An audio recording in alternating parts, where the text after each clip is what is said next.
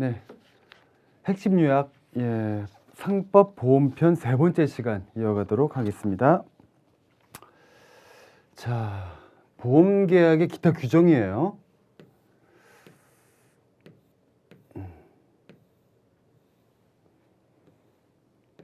자, 보험계약의 해지 한번 보도록 할게요.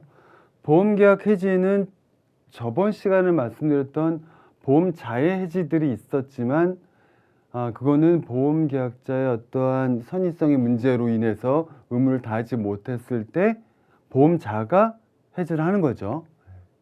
근데 여기서 얘기하는 건 보험계약자 쪽에서 보험계약을 해지를 하는 것을 얘기하는 거죠.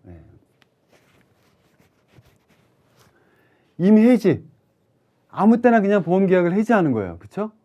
보험계약자는 이게 돼요. 보험계약자 측에서. 근데 보험자한테는 이미 해지권은 보험에서는 인정되지 않습니다. 절대적인 거예요. 어떠한 문제가 있을 경우, 보험계약자 측에서 어떤 의무를 하지 않았을 경우에는 보험자가 해지를 하겠지만 그렇지 않을 때에는 이미 해지권은 인정되지 않는다. 그래서 보험사고가 발생하기 전에는 언제든지 보험계약의 전부 또는 일부를 해지할 수 있다라고 하죠. 요거를 조금 이해하기 힘드실 수도 있는데, 보험사고가 나면 보험 자체가 소멸되는 계약을 얘기를 하는 거죠. 소멸되는 계약. 보험의 탄생은 이거부터 시작을 했어요, 사실.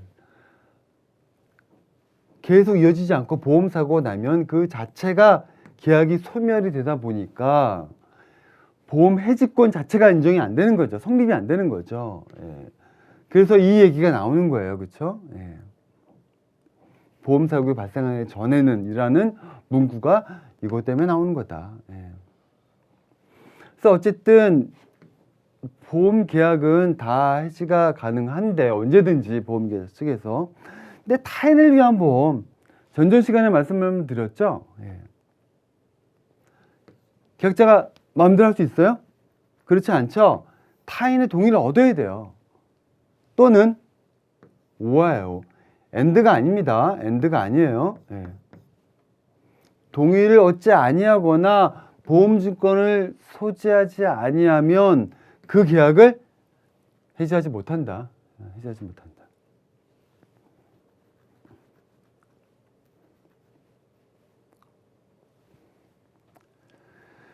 요거랑 다른 얘기죠. 보험사고로 인해서 소멸되지 않고 계속 남아있는 보험. 요즘 보험은 대부분 이 보험이죠. 한 번에 다 그냥 소멸되는 보험이 아니에요. 아닌 보험이 더 많습니다. 언제든지 사고 발생해도 해지할 수 있다. 그러니까 쉽게 얘기하면 임의해지는 보험계약자가 해지하고 싶으면 언제나 해지가 가능하다. 그렇게 보시면 돼요. 타인을 위한 보험은 이런 동의가 있어야 된다. 그 정도. 그리고 미경과 보험료. 아까 종전 시간에 말씀드렸죠. 보험료를 쭉 냈는데 이 정도에서 내가 해지를 하고 싶다. 그러면 여기 경과되지 않은 거 보험료 어떻게 해요? 청구할 수 있다. 청구할 수 있다. 이렇게 마음대로 하는 임의 해지가 있고 아주 드문 경우지만 보험자가 파산 선고를 했을 때 보험계약자는 해지를 할 수가 있는 거죠. 해지를 하지 않더라도 3월이 경과하면 그 보험계약은 효력을 잃는다. 이게 보험계약자 쪽에서 할 수 있는 해지의 권한입니다. 해지의 권한.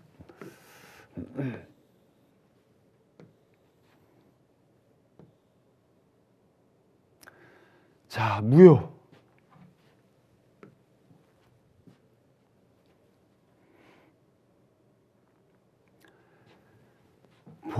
보험에서 얘기하는 이제 무효라는 게 있어요. 보험은 이제 우연한 사고 발생에 의해서 보험금을 지불하는 제도잖아요. 근데 그 사고가 보험 계약 전에 이미 일어났거나 아니면 도저히 일어날 수 없는 것이라고 판단될 때는 그거는 무효로 합니다. 무효로. 네, 무효로. 근데 단 어때요? 알지 못했다면 그런 사실을 몰랐어. 피보험자. 다. 당사자 쌍방하고 쌍방이라는 건 누구예요? 보험 계약자, 보험자를 얘기하죠. 쌍방과 이 피보험자가 전혀 몰랐어요. 사고가 발생했는지 자체를 셋 다 몰랐어요. 그렇다면 무효가 되지는 않는다. 이런 거를 얘기하는 거죠.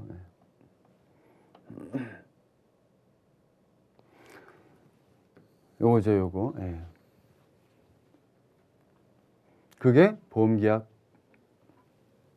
무효를 얘기하는 겁니다.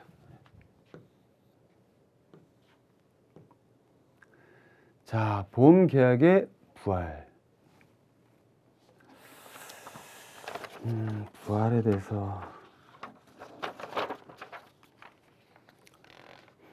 부활이란 말은 뭐죠? 이제 보험계약이 해지가 됐을 때 다시 살리는 걸 얘기하는 거죠. 살리는 것. 근데 상식적으로 봤을 때 보험계약이 선의성이 굉장히 중요하다고 생각하죠. 그래서 보험계약자 측에서 뭔가 의무를 저버렸을 때, 그러니까 고지 의무나 통지 의무나 이런 것들,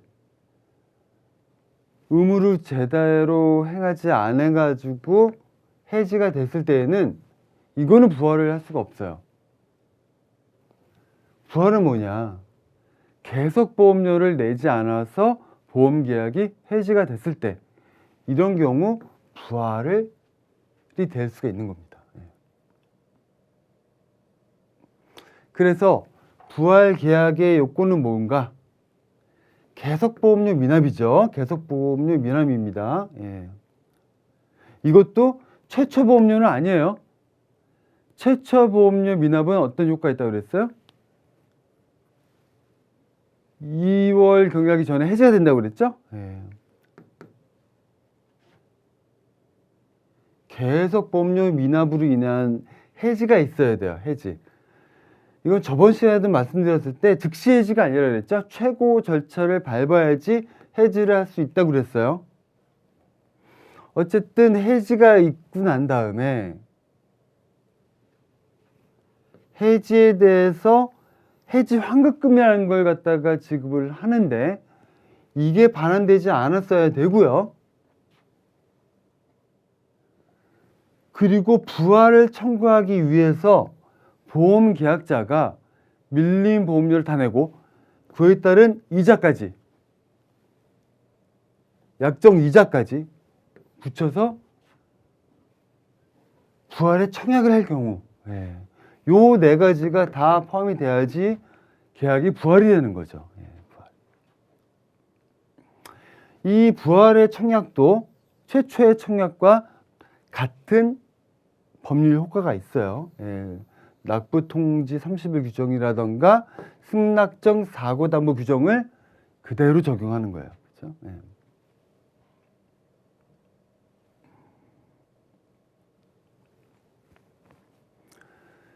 똑같은 부활계약도 계약이기 때문에 보험사고로 인해서 보험자의 책임. 부활 청약 전까지는 책임이 없죠. 청약을 해서 승낙이 돼야지만이 책임을 주는 거죠. 그 기간은 꽤 깁니다. 최초 보험료는 보험료 내고 청약하고 승낙하는 게 쭉 이루어지지만 이 경우에는 최고도 미납 해지할 때 최고도 해야 되고 이런 절차들이 굉장히 길어요. 심지어는 뭐 한 달도 가는 경우도 있고 뭐 그래요. 한 달, 두 달. 그 기간 동안 보험 사고가 나면 어떻게 된다? 안 된다. 지급이 안 된다. 물론 승낙 전 사고담보 규정은 해당이 되기 때문에 그게 아닌 일반적으로는 그 기간 내에는 청약하고 전까지에는 보험사고에 대한 책임이 없다. 보험자에게는.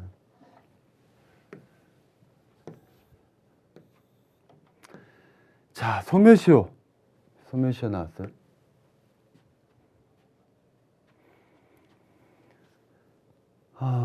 그 권리가, 법적인 권리는 계속 이루어지는 게 아니죠. 예. 어느 정도의 기간 동안 그 권리를 행사하지 않으면 그 기간 동안 경과하면 소멸시효로 그 권리는 소멸한다 라고 하는 게 소멸시효죠. 그래서 보험은 보험의 약자인 보험계약자 측에 좀 더 유리하게 돼 있어요. 그래서 보험계약자가 행사하는 권리는 소멸시효가 좀 길죠. 3년. 보험자가 행할 수 있는 보험에서 권리는 2년 이렇게 돼 있어요. 이게 딱딱 나눠져 있습니다. 그래서 보험계약자 측에서 행사하는 권리, 보험금 청구권, 보험료 적립금 등에 관한 청구권, 보험계약자 측에서 하는 권리인 거죠. 3년이에요, 3년. 이거 2년. 아주 잘 나오는데 문제는 아주 쉽죠. 근데 아주 쉬워요. 소멸시효의 기산점 이런 거는 알고만 계시고, 시험 문제에서는 그닥 중요하지 않은 거죠. 객관적 인식 가능성, 법원에서 얘기하는, 판례에서 얘기하는 거죠.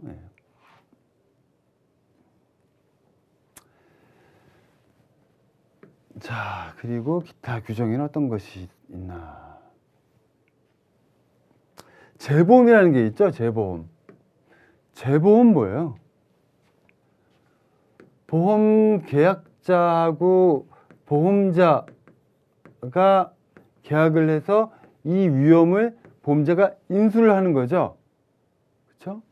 근데 이 위험을 인수한 보험자가 또 다른 보험자한테 이 위험을 보험료를 주고 위험을 떠넘기는 것이 재보험이라고 하죠. 재보험. 이 관계. 근데 재보험의 특성은 어떻게 돼요? 이 계약과 이 계약 영향을 미치지 않는다. 않는다. 이거랑은 별개다. 원보험과 재보험은 영향을 서로 미치지 않는다. 아무런 법률 관계가 성립되지 않는다라는 거죠. 재보험의 규정입니다.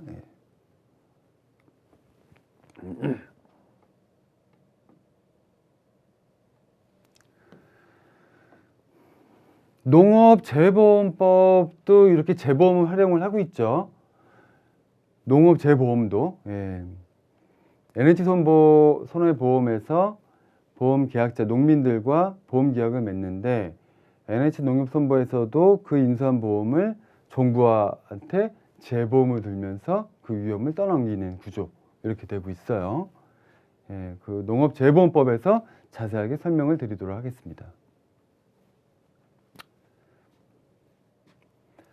그리고 이 보험에 관련된 지금까지 설명한 보험의 상법에서 규정하는 보험, 이거는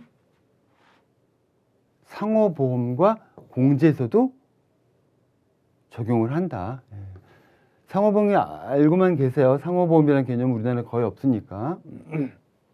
공제 뭐 많죠? 우리나라.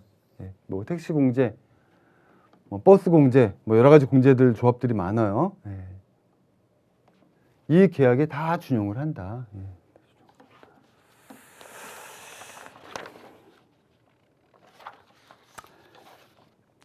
여기까지가 보험의 전반적인 개념을 설명을 드리는 거고, 그 다음에 이제 손해보험 쪽으로 넘어가죠. 손해보험. 아무래도 농업재보험은 손해보험이기 때문에 상법에서 손해보험이 어떤 개념인가 이런 것들을 알고 가셔야 돼요. 자, 손해보험 계약이 어떤 것인지를 설명하는 거죠. 손해보험 특성은 뭐예요? 재산상의 손해를 보는 거예요. 재산상. 인보험과는 크게 구분이 되죠. 사람의 피해가 아니라 재산상의 손해를 보상할 것을 약정하는 계약이에요. 여러 가지가 있죠. 뭐 화재보험, 책임보험, 보증보험, 해상보험, 자동차보험 다 재산상의 손해를 보증하는 보험입니다. 특징들을 하나씩 살펴볼게요. 보험 계약이 어떤 게 목적이 될 수 있을까요? 재산상의 손해를 보장하니까 이게 두리뭉실한 게 아니라 금전적으로 산정할 수 있는 이익이 돼야 되는 거예요. 목적은. 그렇죠?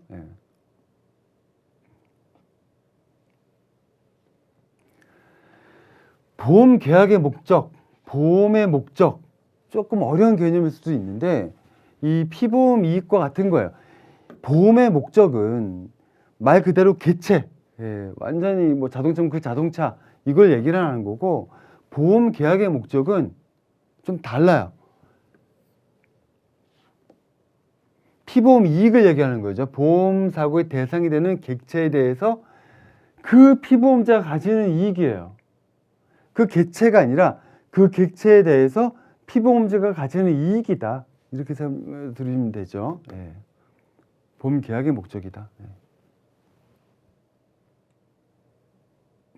그래서 손해보험에서는 피보험 이익이 굉장히 중요한 역할을 담당하게 되는데 피보험 이익이 없는 것은 손해보험으로서 인정이 안 돼요.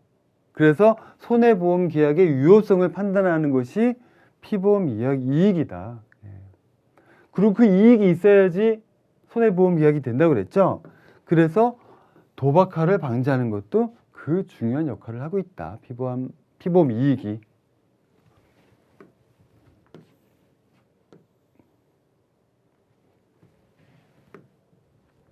피보험 이익이 없다면 그 계약은 무효가 될 수도 있어요. 그래서 피보험 이익은 굉장히 중요하다. 그러면 피보험 이익이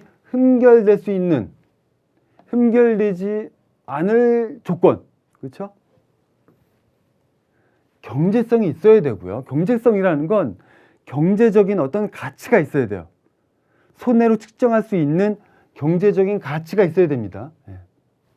그리고 두 번째, 적법성이 돼야 돼요. 법률에 또는 선량한 풍속 그 기타 사회 질서에 위반되지 않아야 되죠. 적법성이라고 합니다. 그리고 확정성. 그 피보험 이익이라는 것이 보험 계약 체결 당시에 존속 이미 확정돼 있거나 또는 적어도 사고 발생 시에는 뭔가 확정할 수 있어야 돼요. 그렇죠? 아무것도 보이지 않는 피보험 이익이다. 존재 자체가 인정이 안 된다라고 하면 그건 무효가 되는 거예요. 그렇죠? 이 세 가지가 다 이루어져야지 피보험 이익은 완전성이 있어서 그 계약은 무효가 아니라 유효가 된다.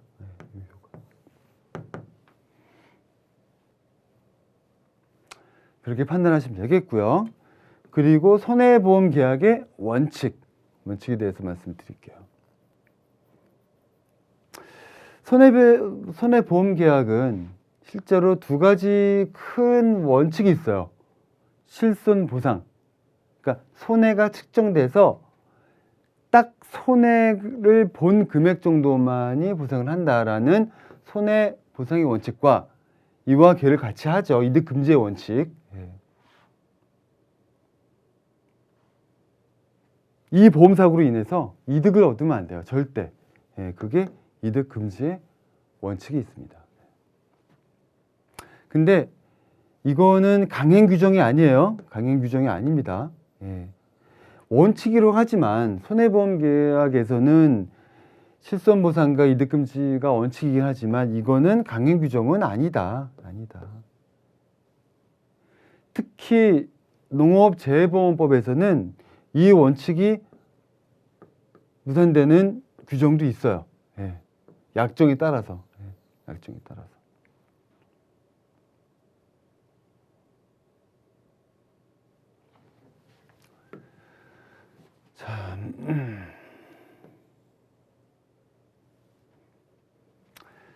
자, 손해보상 의무의 발생 요건이죠. 손해보험에서 같은 보험이에요. 예, 보험 계약자가 보험료를 내고 보험자가 보험금을 지급하죠. 어떨 때? 손해가 발생을 했을 때. 예. 어떨 때 그런 의무가 발생을 할까요? 세 가지가 있죠. 예. 보험 기간 내에 보험사고 발생을 해야 돼요. 무조건. 보험 기간 바뀌면 안 됩니다. 예. 그리고 금전적인 손해가 있어야 돼요. 경제적인 피보험 이익이라고 말씀드렸죠. 피보험 이익은 경제적으로 그 가치를 갖다 증명할 수 있는 것이어야 돼요. 그리고 보험사고와 손해와 인과관계가 있어야 됩니다. 보험사고로 인해서 이 손해가 발생을 했다. 이게 인과관계가 성립이 돼야지만이 손해보상의 의무가 보험자에게 발생을 하는 거예요. 자, 하나씩 볼까요?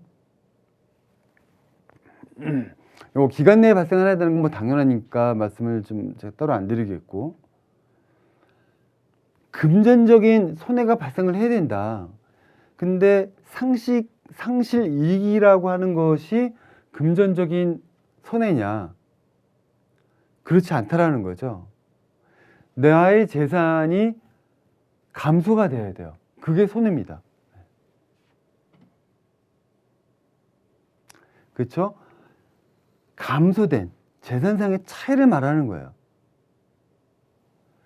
보험사고로 인해서 앞으로 피보험자가 얻을 이익이 없어졌다? 이거는 손해로 치질 않습니다. 예. 물론 이건 원칙이고 이거가 서로 약정 간에 다른 약정이 있다면 지급을 하는 경우도 있어요. 하지만 원칙은 상실 이익은 산입하지 않는다, 손해에게.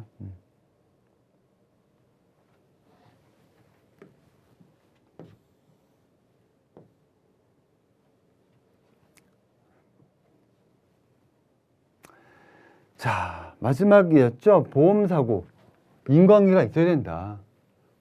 보험사고하고 손해하고 직접적인 인과관계가 있어야지 상당 인과관계라고 하죠. 직접적인 인과관계가 있어야 돼요. 그렇죠? 네. 그래야지 지급을 한다.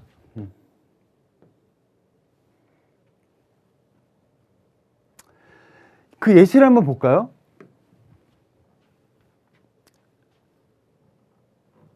화재보험에서 화재가 발생을 했는데 화재로 불타는 가구가 아니에요.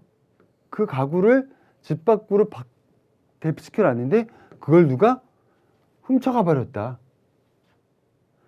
화재에 의해서 손해가 발생하는 게 아니에요. 그렇죠? 네. 직접적으로 연관관계가 없습니다. 그래서 이거는 보상 책임이 없다. 네.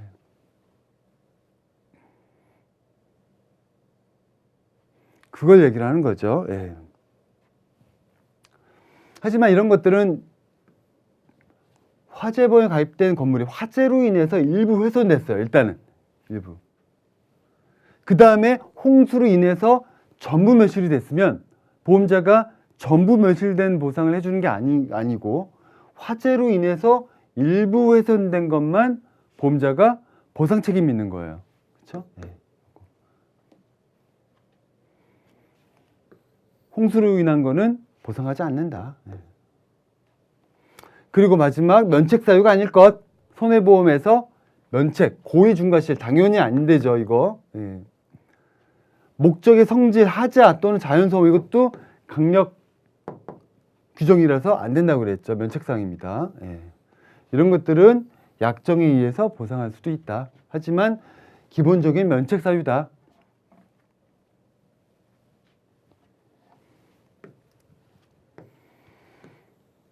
손해보험에서 보상 조건은 총 4가지. 보험 기간 내 발생을 하고 금전적인 손해가 발생을 해야 되고요.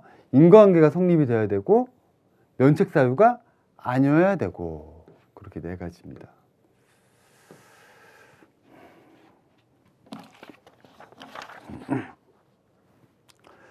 자, 그러면 손해액은 어떻게 산정을 할까요? 하나씩 보도록 하겠습니다. 아주 중요한 개념이죠. 손해액을 산정하는 산정 기준은 그 손해가 발생한 때, 시간적인 의미예요. 발생한 때, 시간에 따라서 가액은 변할 수 있으니까 발생한 때와 장소에 의해서 가액 산정한다. 가액이라는 그 가치를 얘기하는 거죠. 가치.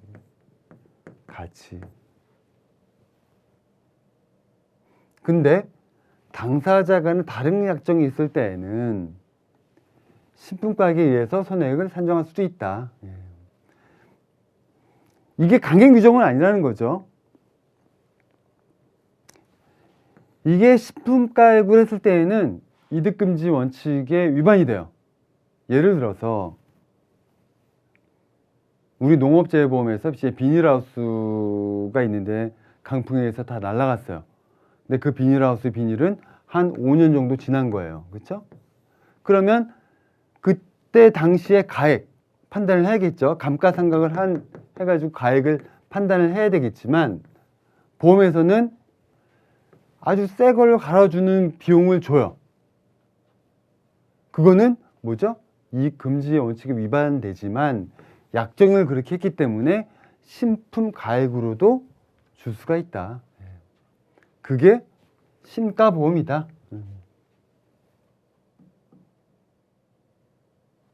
그리고 기평가보험. 기평가보험은 이때 발생한 때와 장소의 가액을 판단하기가 좀 어려울 때는 계약 시에 미리 정해놓고 그 정해놓은 금액을 지급한다.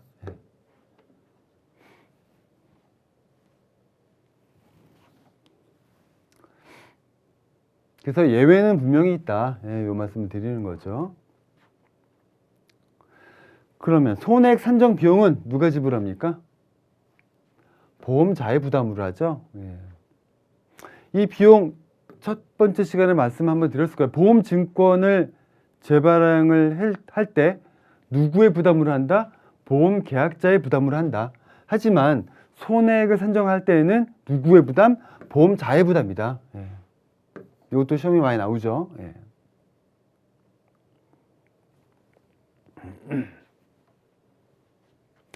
그리고 요거는 뭐 단순 조항이에요. 보험료 체납 있을 때에는 보상할 때 까구준다. 잔액이 있으면 공제할 수 있다. 뭐 요거예요. 요 문구 그냥 한 번쯤 읽어보시면 되겠습니다.